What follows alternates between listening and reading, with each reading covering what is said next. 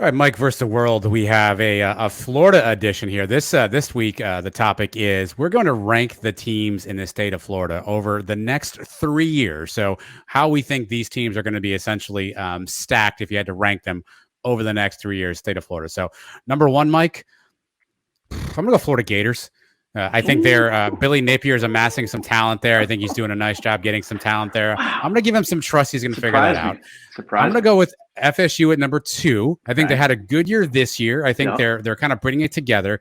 But I got to see if Mike Norvell can keep that train rolling. I got to see if he's hit on the quarterbacks that he's brought in. I've got to see if he can kind of keep that momentum going. I guess I just need him to prove that to me. I've seen him kind of do some stuff at Memphis. So I'm going to give them two. Number three, Mm-hmm. I'm going to go with the UCF Knights. I think Mm-hmm. Gus moving to the Figured Big you would. 12. Gus going Yep. to the Big 12. I think they're doing a better job in recruiting. They have been the portal champs in some respects. They are absolutely in the portal every year, grabbing some talent.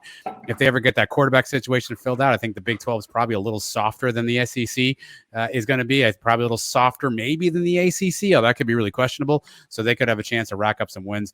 And number four, the Miami Hurricanes. I think that rebuild job is just going to be a lot larger than Mario thought. I'm not saying he won't get them back on top, but we said 3 years here. There's a local guy I follow who's saying that there could be upwards of 40 people leaving Miami this year in the portal just based on turnover. Yep. That's going to be a tough rebuild, Mike, to get everything back and everything situated. I think to do that in 3 years would be a Herculean effort. I'm not saying Mm-hmm. Mario's not a recruiter. I'm not saying Miami won't get better. I think the depth of that rebuild, though, is going to take a little bit of time, more time than Miami fans want. So I got them at four. So Florida, Florida State, UCF, Miami are my four. Okay. So I'm definitely gonna, and people are gonna go nuts over this because, I'm gonna go Florida State number one because I Yep. think they're in really good shape, and I didn't think they would be. I didn't think they would break through this season. They learned how to win close games. They had a little blip out of this, obviously, in the middle of the season, but one of those losses was to Clemson, and they're not there yet. But recruiting is going to kick up from this year, so they're going to be in good shape there. Norvell's a good coach, and I think they're in really safe spot. I think they're the only team that's in a safe spot. And we'll get to UCF in a minute. I'm going to go Miami number two, and people are going to think I'm nuts. I'm absolutely crazy. They look like garbage. All the Oregon fans are going to tell me that Mario Cristobal cannot coach. He's not a good game coach. They lost some games there that Cal and Oregon State that they clearly should have won, blah, blah, blah. And people are going to say Florida's in much better shape. And I'll tell you why they're not. And I'm going to talk about recruiting in a second. Florida three, because I don't think that this Florida Gators fan base, this booster group, I don't think any of them are going to give Billy Napier a chance, and I'll get to that in a second. Then I got UCF fourth. No offense to UCF, it's just they're moving to the Big 12. The Big 12, obviously losing Texas and Oklahoma, is going to be quite down. I think it's going to be very difficult for a team to make the playoff. We're looking this season at a program in TCU that's winning out, and if they lose one, they're going to be eliminated immediately, and that's in a really much stronger Big 12. Cincinnati and Houston and UCF do not replace, to me, Oklahoma and Texas. So, and recruiting wise, they can't hang with these other three.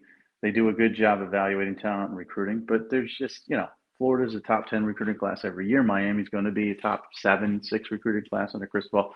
Florida State's always going to be that 15 to 20 range. So that's the order. Now, I'll talk about it real quick. We talked about Florida State. I think I've said enough. Florida, I mean, what I've seen there historically is that they just don't have any patience and they don't allow a coach to actually be successful. Will Muschamp obviously wasn't a great coach, and they had some down years there, and I wasn't happy with the offense at all. So it's okay that they started calling for his head because I think they deserve to. Jim McElwain, no great shakes as a coach, but he won the East twice. But Florida fans will say, well, I was in the East sucked. I don't care. He won the East twice, and he got ran out and couldn't handle the pressure and kind of quit. Dan Mullen, a year after playing in the SEC championship game against Alabama, losing by a touchdown, was run out by 6 games into the season, and he wasn't in any great shape recruiting wise either.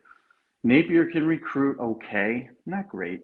Jaden Rashada flipping from Miami to Florida was a good one for him, very important, but not great. And I just saw the reaction of everybody after the Vanderbilt loss. There's just no patience. I mean, this is a guy who had to come out with a statement to the fans, essentially 6, 7 months into the job because they were upset about recruiting. Hadn't even played a game. So if they get drilled by Florida State, this weekend, which a lot of people think could happen, he's going to be on the hot seat already in year 2. And I know people think that's dumb. Cristobal is not on a hot seat. They're going to give him plenty of time. He's going to recruit his butt off. He's going to have roster talent enough where he's going to be successful and win to a higher level. Billy Napier is going to be gone at Florida long before Cristobal is. That's just life. That's what Florida does. And then UCF, we talked about it. I just don't think they can hang recruiting-wise. I think they're going to get a bump in recruiting being in the Power 5. I think they've got a great recruiting territory, but they don't have the brand and the, I guess, tradition of these other programs to really recruit at that level. So that's why I've got them in that order. I know people are going to go nuts. I was tempted to even put Miami at 1 because I know the fickle world here.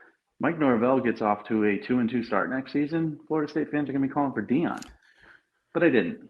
But you said 3 years though, and I think that's the important mark in keeping my head. Like, sure, what you talked about with Florida, what I heard you say both times was that coach had some early success, didn't quite get all the way to national championship level, but had some early success, and then they got bumped out. So in 3 years, I could see Florida being a team that's won the East 2 of those 3 years, right? There may be a top 15 program 2 of those 3 years, right? So in the next 3 years, Georgia.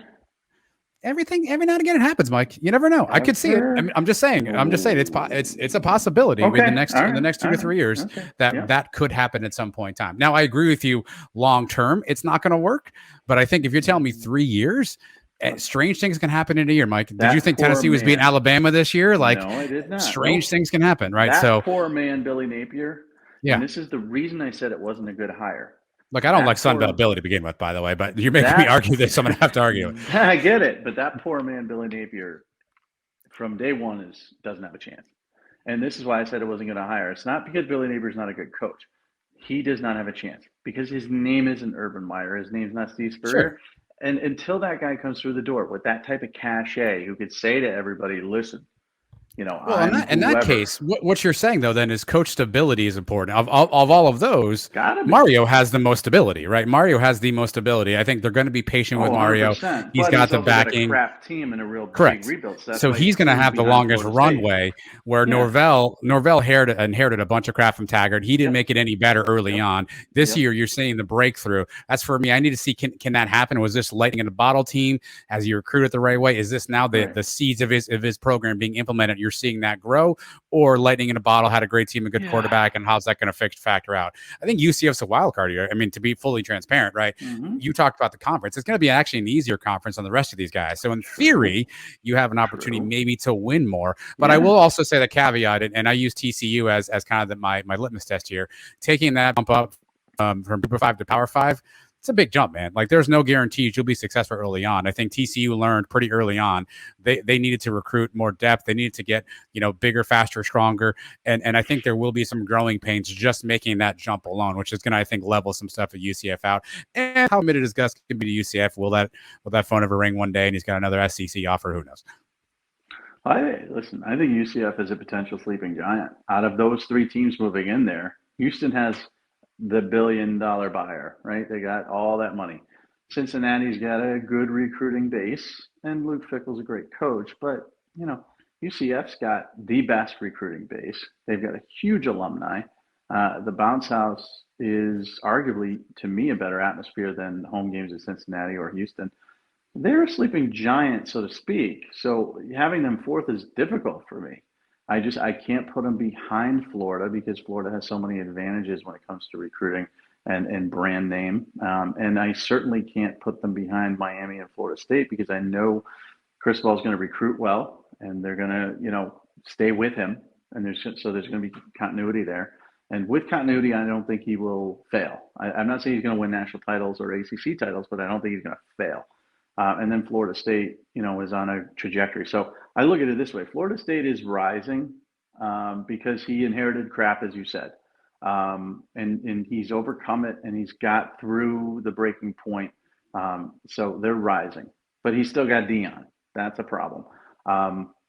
Miami is, I don't know what you call them.